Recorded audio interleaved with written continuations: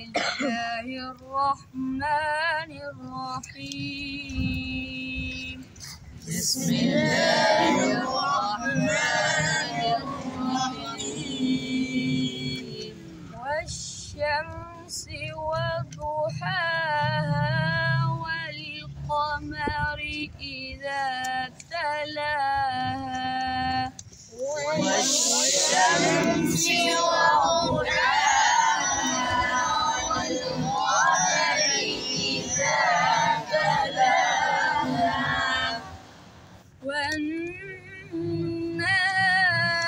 إذا جلاها والليل إذا يغشاها والنهار إذا جلاها والليل إذا يغشاها والسماء وما بناها والأرض وما طحاها ونفس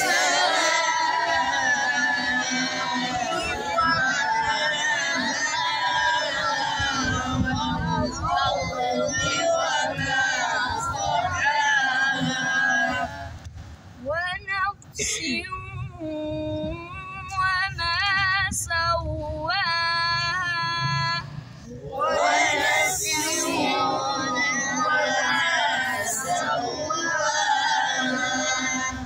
بسم الله الرحمن الرحيم. بسم الله الرحمن الرحيم. والشمس وضحاها والقمر إذا تلاها والنهار إذا جلاها والشمس وضحاها والقمر إذا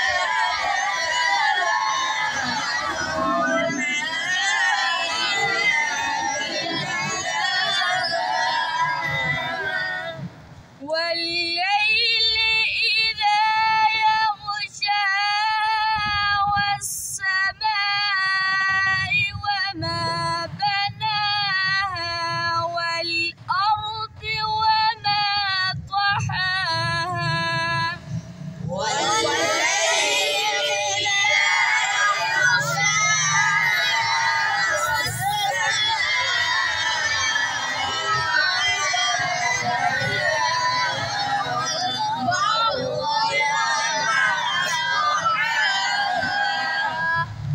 ونفس وما سواها ونفس وما سواها بسم الله الرحمن الرحيم. بسم الله الرحمن الرحيم. بسم الله الرحمن الرحيم. بسم الله الرحمن الرحيم. والشمس وضحاها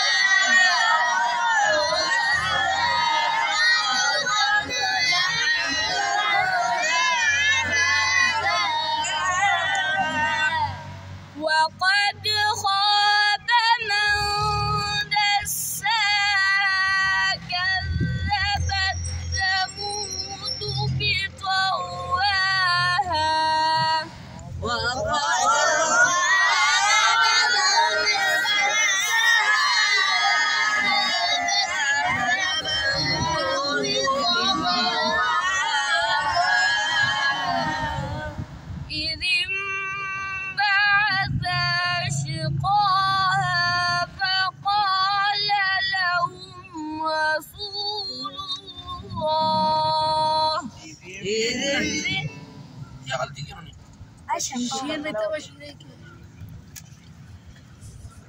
إذ انبعث أشقاها فقال لهم رسول الله ناقة الله وسقياها. اب دیکھیے شین کون سی حروف میں سے ہے؟ اونچی آواز سے بولیے. تفشی کا مطلب کیا ہے؟ شین کی آواز کو منہ میں طولن اور عرضن اگدو والی اور بلند والی بانے. نشین آواز بغلہ کی خورول. شین کی آواز کو کس طرح پھیلانا ہے؟ طولن اور عرضن. لمبائی ضرب چوڑائی. اب نے اش اش اش.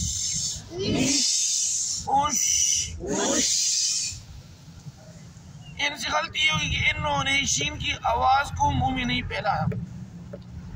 جب بھی یہ غلطی کریں گے طلباء تو اس سے قلقلہ بنے گا. کیا بنے گا؟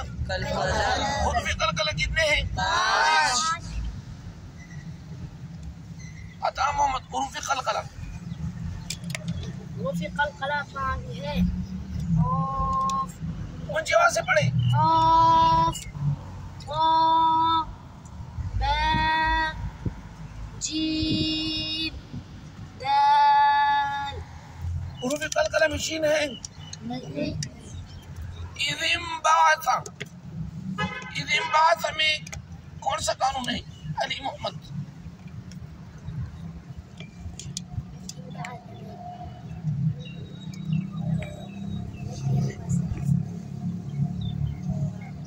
اذ انبعث عنایت اللہ. اقلاب. بولیے اونچی آواز سے کیا ہے؟ اقلاب. اقلاب کسے کہتے ہیں؟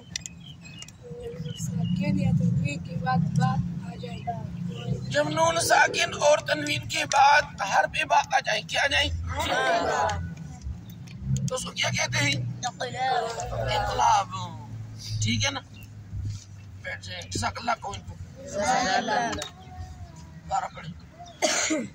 إذ انبعث أشقاها فقال لهم برابر. رسول الله ناقة الله وسقياها. ایک منٹ. اب دیکھیے تمام قرآن کے لام کو کس طرح پڑھیں گے؟ اونچی آواز سے پڑھو. اونچی آواز سے پڑھو. سورۃ الفاتحہ سے لے کر والناس تک قرآن عظیم الشان کی تمام لام کو اونچی آواز سے بولیے. ہاں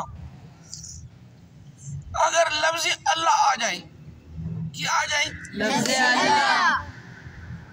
تو قانون یہ ہے کہ لفظ اللہ سے پہلے اگر زبر یا پیش آ جائے تو لفظ اللہ کو موٹا پڑھیں گے. کس طرح پڑھیں گے؟ موٹا.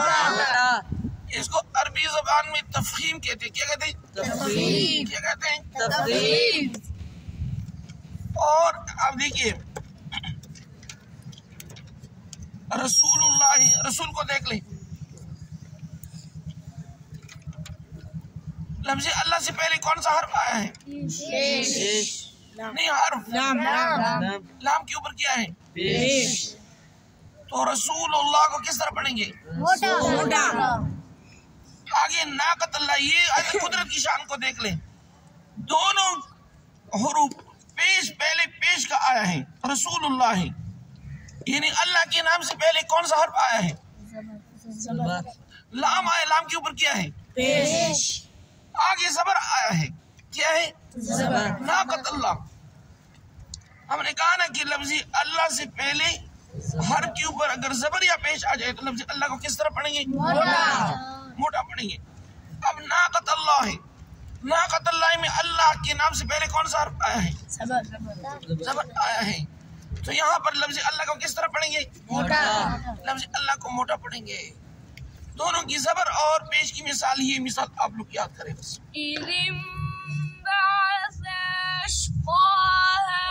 فقال لهم رسول الله ناقة الله وسقياها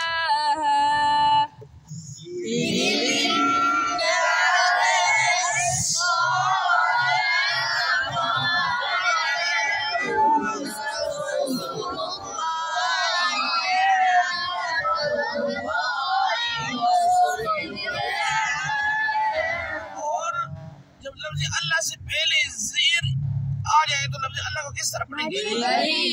اعوذ باللہ اور بسم اللہ. یہ دونوں مثال کس کی ہے؟ بسم اللہ اور اعوذ باللہ کی لام کو ہمیشہ کے لیے کیوں؟ اس سے پہلے چلو آگے. فكذبوه فعقروها فدمدم عليهم ربهم بذنبهم فسواها فكذبوه فعقروها فدمدم عليهم ربهم بذنبهم فسواها.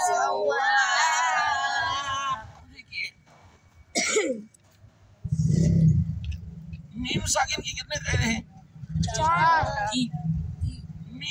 میم ساکن کی 3 قاعدے ہیں. کیا ہیں؟ اظہار شفوی، اخفاء شفوی، ادغام شفوی. ربهم بذنبهم، یہ ربهم میں کون سا قانون ہے؟ کیا ہے؟ اخفاء شفوی کیا ہے؟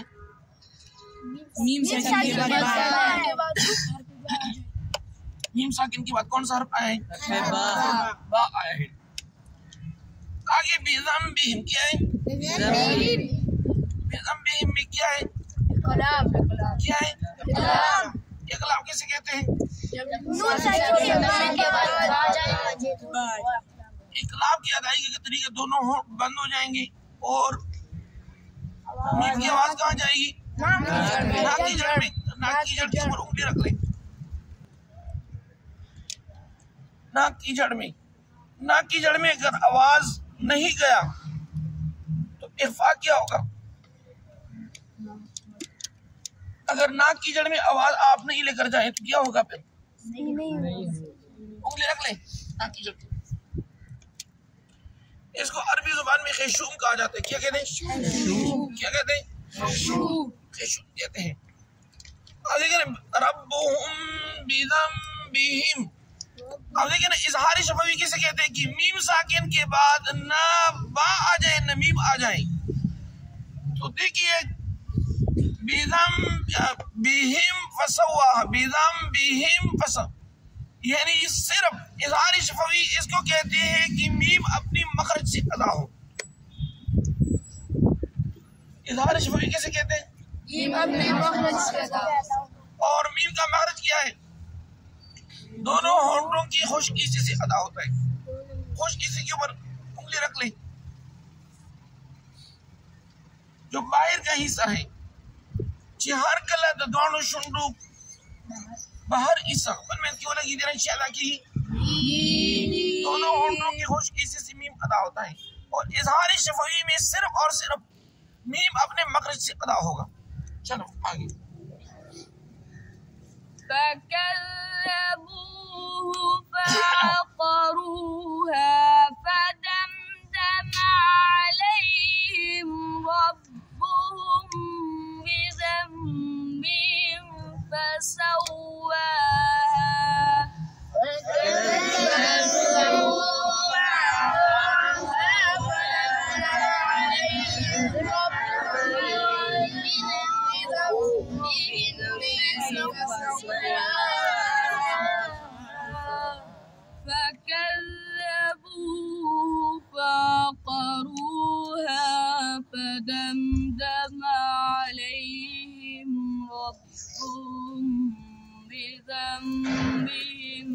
فسواها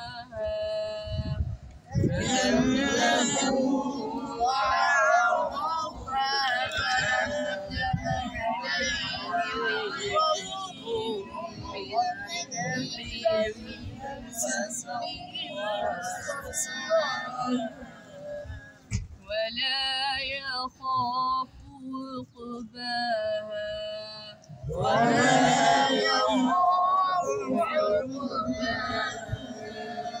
صدق الله العظيم